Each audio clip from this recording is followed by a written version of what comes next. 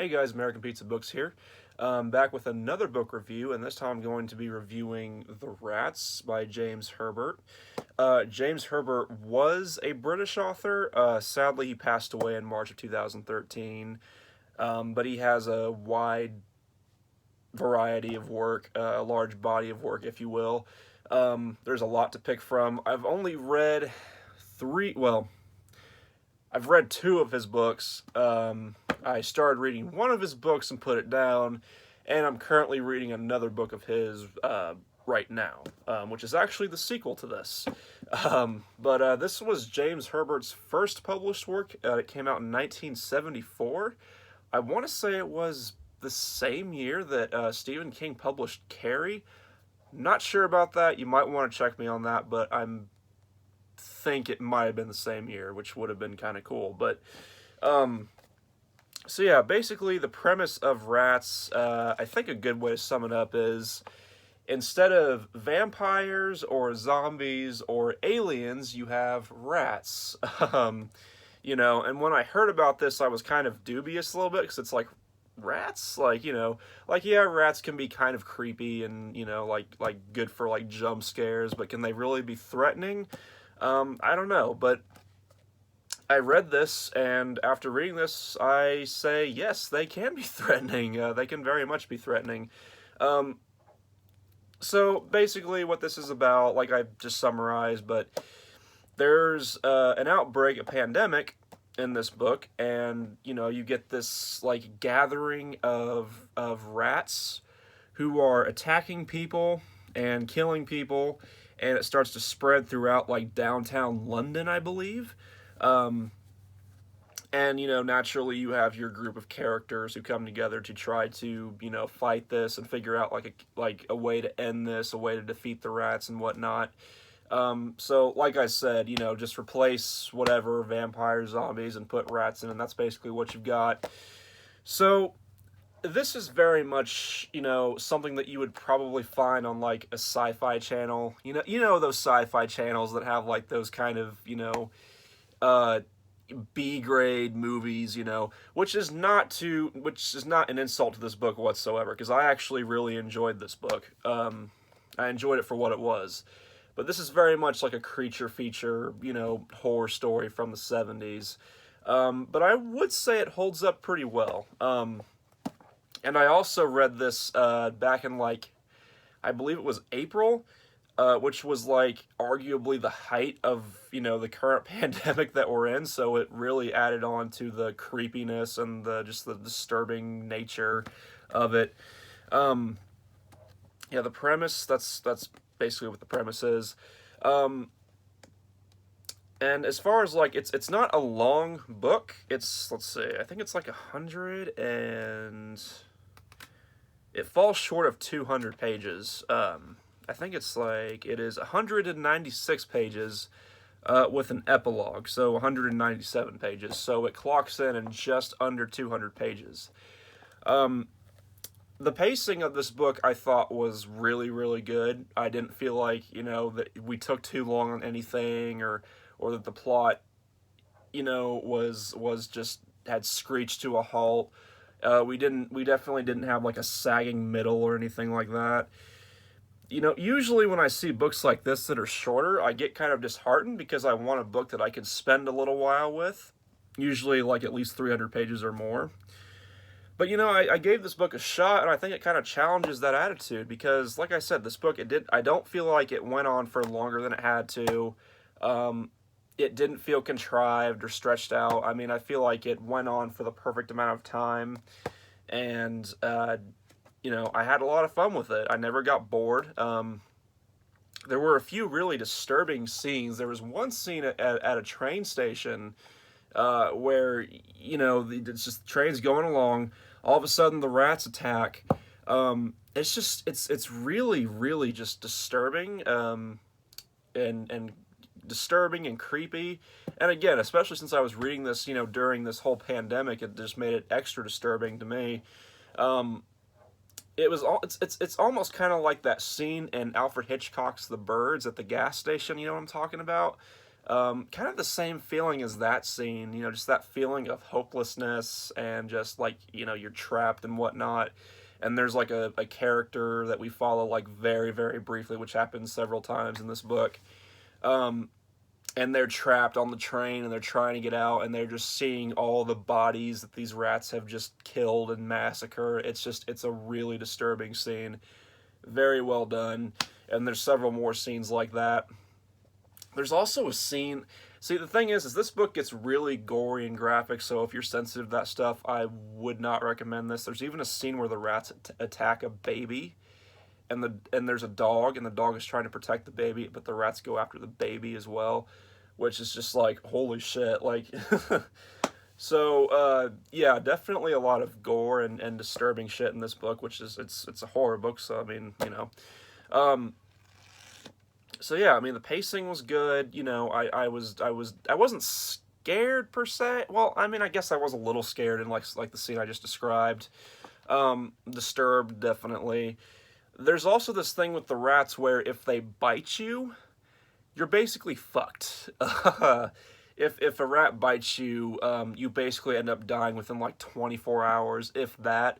It's described as like if you get bitten, your skin turns like yellow, you get like jaundice, and like your skin just stretches over your bones and all that. You get a fever, and it's really, really just freaky, and it makes the rats all the more threatening and dangerous. It's like, holy shit, this is real shit. Like these characters are in deep shit with this, so that made it really good.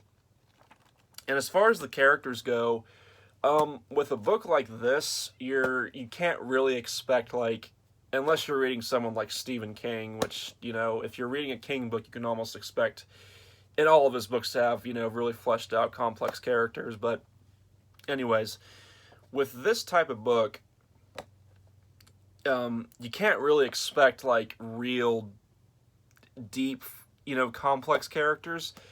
And none of the characters in this book are really that deep or complex, but they weren't cardboard cutouts either, though. Like, they weren't one-dimensional. I felt like most of the characters that we spent time with, even if it was just for like 10 to 15 pages, I felt like I got to know the character fairly well, and I even like cared about some of them before they were killed off.